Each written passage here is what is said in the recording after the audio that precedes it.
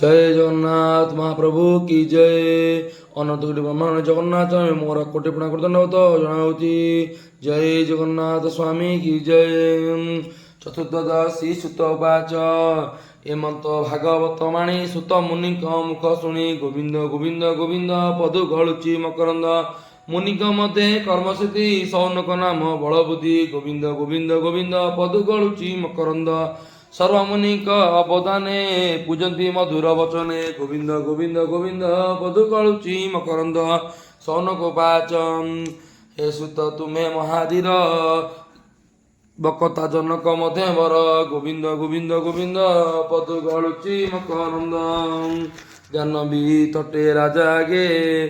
ସୁକ କହିଲେ ବ୍ରହ୍ମ ଭୋଗେ ଗୋବିନ୍ଦ ଗୋବିନ୍ଦ ଗୋବିନ୍ଦ ପଦୁ ଗଳୁଛି ମକରନ୍ଦ। ସେ କଥା କହ ଆମ୍ଭ ଆଗେ ତୁମେ ଜଟ ମହାଭାଗେ ଗୋବିନ୍ଦ ଗୋବିନ୍ଦ ଗୋବିନ୍ଦ ଗୋବିନ୍ଦ ପଦୁ ଗଳୁଛି ମକରନ୍ଦ। ଏ ଭାଗବତ ଶାସ୍ତ୍ର କହିବେ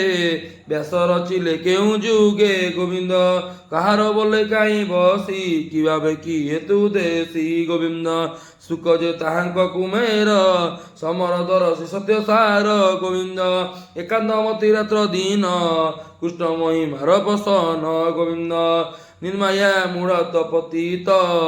ଲକ୍ଷି ନ ପାରେ କେହି ଗତି ଗୋବିନ୍ଦ ଯାହାର ଆଗମନ କାଳେ ଦେବୀ କାମି ନଥିଲେ ଜଳେ ଗୋବିନ୍ଦ। ଉଲଗ୍ନ ଥାଇ ତାଙ୍କୁ ଦେଖି ଧାଇଲେ ସ୍ଥାନକୁ ପେକି ଗୋବିନ୍ଦ ଗୋବିନ୍ଦ ଗୋବିନ୍ଦ ଗୋବିନ୍ଦ ପଦୁ ଗଳୁଛି ମକରନ୍ଦ। ସୁଖଙ୍କ ନିକଟେ ବ୍ୟାସ ତାଙ୍କ ପଛେ ଯାଇ ଜଳେ ବସିଲେ ବେଗେ ଯାଇ ସୁହାସିତ ଯେ ଯୁବତୀ ଜାଣନ୍ତି ସର୍ବ ପାଣି ଗତି ମନ୍ଦ କନ୍ୟା ଗଣ ଯାଇ ବ୍ୟାସ କହନ୍ତି ଖେଦ ପାଇ ଦେଖି କନେ ମୂଳ ମତ ଚଞ୍ଚଳ ବ୍ୟାସଙ୍କ ଚିତ ପୁଣି କାଣେ କହି ପାଇ ଶାନ୍ତି କନ୍ୟାକୁ ଚାହିଁ ପଚାରନ୍ତି ଅଇଲା ମୋର ପୁତ୍ର ଚାହିଁ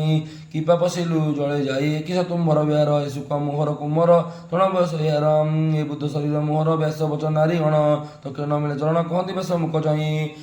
ସଂସାର ତାର ହୃଦୟ ନାହିଁ ଶ୍ରୀ ପୁରୁଷ ନ ଜାଣନ୍ତି ସମସ୍ତ ଏକ ଭାବ ଚିନ୍ତି ତୁମେ ଯେ କହ ଆମ୍ଭେ ବୁଧ ବିଷରସ ଅଛି ସଦ ଏଘେନି ହୋଇଲୁ ଅନ୍ତର ଆମ୍ଭର ଦୋଷ କ୍ଷମା କର ଏମନ୍ତ କଲେ ନାରୀଗଣ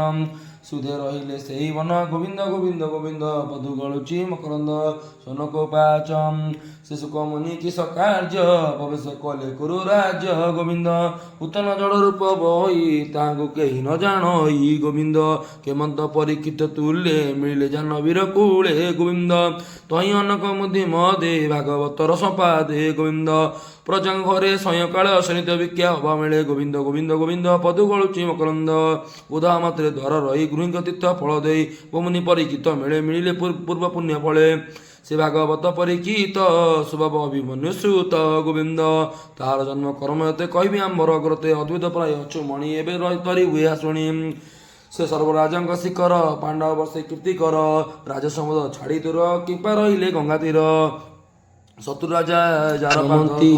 ସମ୍ପଦ ଯୁବା ବୟସେ ନର ପତି ତେଜିଣ ଅଚଳ ବିଭୂତି ସେଉସରେ ସଂସାର ବହିପର ଉପକାର ହରିଚରଣ ଚିନ୍ତା ଚିତ୍ତେ ଯେ ରାଜ ନିତ୍ୟ ଜନହିତ ସେ କିମ୍ବା ତେଜିଲା ଜୀବନ ଗୃହେ ଉପେକି ଧନଜନ କହି କାରଣ କିମ୍ବା ଅର୍ଥେ ସଞ୍ଜୟ ଛାଡ଼େ ଜମନ୍ତେ ତୁମେ ସକଳ ବିଦ୍ୟାପର କହ ସଞ୍ଜୟ ଯାଉ ଦୂର ଏମ ସୌନକ ବଚନ ସକଳ ମୁନି ଅନୁମାନ ଗୋବିନ୍ଦ ଗୋବିନ୍ଦ ଗୋବିନ୍ଦ ପଦୁ ଗଳୁଛି ମକରନ୍ଦ ସୁତ ବାଚ କହନ୍ତି ସୁତ ବ୍ରହ୍ମ ଋଷି ମୁନିଙ୍କ ପସନ ପ୍ରଶଂସି ଶୁଣ ସକଳ ମୁନି ଜଣା କୃଷ୍ଣ ଚରିତ ବିଧାନ ଦ୍ୱିତୀୟ ଯୁଗ ଭୋଗ ଅନ୍ତେ ଦ୍ୱିପର ଯୁଗ ଉପବ୍ରତେ ବିଷ୍ଣୁ ଅଂଶେ ବ୍ୟାସ ମୁନି ଜନ୍ମିଲନ ଦେହ ଘେନି ପରାଶରଙ୍କ ବିଜୟୁତେ ଜୋନାଗନ୍ଧେ ଗର୍ଭବତେ ଗୋବିନ୍ଦ ଗୋବିନ୍ଦ ଗୋବିନ୍ଦ ପଦୁ ଗଳୁଛି ମକରନ୍ଦ। ସେ ଏକ ଦିନ ପତ୍ର କାଳେ ସ୍ଥାନ ସାରି ଗଙ୍ଗା ଜଳେ କାନ୍ତବତ ଋଷି କାମ ବସହିତ ନିଶ୍ଚୟ ଆସନ ପର ପର ସେ ନ ଜାଣେ ସକଳ ଶାସ୍ତ୍ର ପ୍ରମାଣେ ସେ କାଳ ପୁରୁଷ ବଳେ ଯୁଗ ଉଦନ୍ତି ଅନ୍ତରାଳେ ତାହାକୁ ନ ଦେଖନ୍ତି କେହି ବ୍ରହ୍ମାଣ୍ଡ ମଧ୍ୟ ଦେହ ବହି ପ୍ରାଣୀ କବଳ ନିତ୍ୟରେ ଯୁଗ ସହ ଅନୁସାରେ କଳି ଆଗମନ ପ୍ରାଣୀଙ୍କର ହିମନ୍ତ ହୋଇବ ଏହାର ସତ ଛାଡ଼ିବେ ଅତି ଦୂର ଦୁର୍ବଳ ହୋଇବ ଶରୀର ବୁଦ୍ଧ ହୋଇବ ଲୋଭରାସ ସବଳ ବୟସ ଦୁର୍ଭାଗ୍ୟ ହୋଇବ ସକଳ ଏ ଜାଣିଲେ ଯୋଗ ବେଳେ ବ୍ରାହ୍ମଣ ଆଦି ଚାରି ବନ କଳିରେ ବଞ୍ଚିବେ ଯେଉଁ ଧର୍ମ ଗୋବିନ୍ଦ ଗୋବିନ୍ଦ ଗୋବିନ୍ଦ ପଦୁ ଗଳୁଛି ମକରନ୍ଦ। ବେଦ ଉଚିତ ଶୁଦ୍ଧ କର୍ମ ଆଶ୍ରମ ଭିନ୍ନ ଭିନ୍ନ ଧର୍ମ ଜୀବର ସାଧା କର୍ମ କରି ଯେମନ୍ତ ବିଷ୍ଣୁ ମାୟା ଧରି ଧର୍ମ ସାଧିବ ଯଜ୍ଞ ମତେ ଏମନ୍ତ ଭାଳି ମୁନିଜିତ ଏକ ବେଦକୁ ଚାରି ଖଣ୍ଡ ଯଜ୍ଞ ବେଣ କର୍ମକାଣ୍ଡ ରୁକ୍ ଯୁଦ୍ ସାମ ଅର୍ଥ ବୟ ରୂପ କରିବ ଭିନ୍ନ ଭାବ ପଞ୍ଚମ ବେଦ ଇତିହାସ ଯେଉଁ ପୁରାଣ ଅଷ୍ଟଦାଦ ପହିଲି ମୁନିକୁ ଆଣିଲ ପ୍ରଥମ ବେଦ ପଢ଼ାଇଲ ଜୟ ମୁନିକୁ ଦେଲେ ସାମ୍ବ ଯୁଜୁଙ୍କୁ ବହି ସମୟନ ଅଙ୍ଗିରା ମୁନି ଅର୍ଥ ବଣେ ମୋ ପିତାର ମୋ ହରସଣ ପୁରାଣ ଅଷ୍ଟ ଶବ୍ଦ ଦେଲେ ଏମନ୍ତ କର୍ମ ସମାଧିଲେ ଶେଷ ବିଚାରୀ ନିଶ୍ଚଳେ ବେଦ ବୃକ୍ଷକୁ ଯୋଗ ବେଳେ ଅନେକ ଶାଖା ଦିଆଇଲେ ଶିଷ୍ୟ ପ୍ରଶିକ୍ଷକ ଶିକ୍ଷା ଦେଲେ ଅଳ୍ପ ବୁଦ୍ଧିର ନରଜେତ ବେଦ ଧଇଲେ ଦୂରଜିତ ସେ ସ୍ତ୍ରୀ ସୁତ ଜନ୍ମ ଏ ଜଗତ ଜଗନ୍ ନୁହନ୍ତି ବେଦପତ ତାହାଙ୍କୁ ନିସ୍ତାର ଅର୍ଥ ଉପାୟ ଦୟାଜିତ ବୁଦ୍ଧିମତନ ବେଦ ହୁଅନ୍ତି ଭାରତୀୟ ପଦ ବନ୍ଦ ହୁଅନ୍ତି ବେଦ ଉଦାରୀ ସାର ଅର୍ଥେ ପୁରୁଣା ସୁଜିଲେ ଭାରତ ପ୍ରାଣୀ ବୁଦ୍ଧି ନିସ୍ତାରୀ ହେମନ୍ତ କାନନେ ମିଳିଲେ ଛନ୍ଦ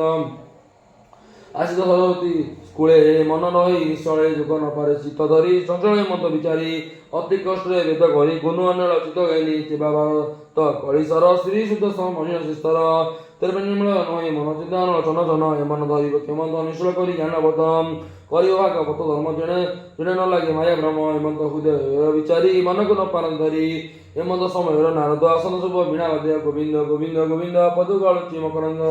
ତତ୍କାଳ ସରସ୍ୱତୀ ତଟେ ମିଳିଲେ ସଙ୍ଗ ନିକଟେ ଗୋବିନ୍ଦ ଗୋବିନ୍ଦ ଗୋବିନ୍ଦ ପଦୁ ଗଳୁଚି ମକରନ୍ଦ ନାରଦ আগমন দেখি তক্ষণে আসন উপেক্ষী দূর আগ সরি নারদ করে কর করে ধরি বা সরি উত্তম আসন পুজিল অতিথি বিধান শিবাস নারদ বাদে শুন প্রণম আনন্দে যাহা চিন্তিলে পাপনাথ নমই জগন্নাথ দাস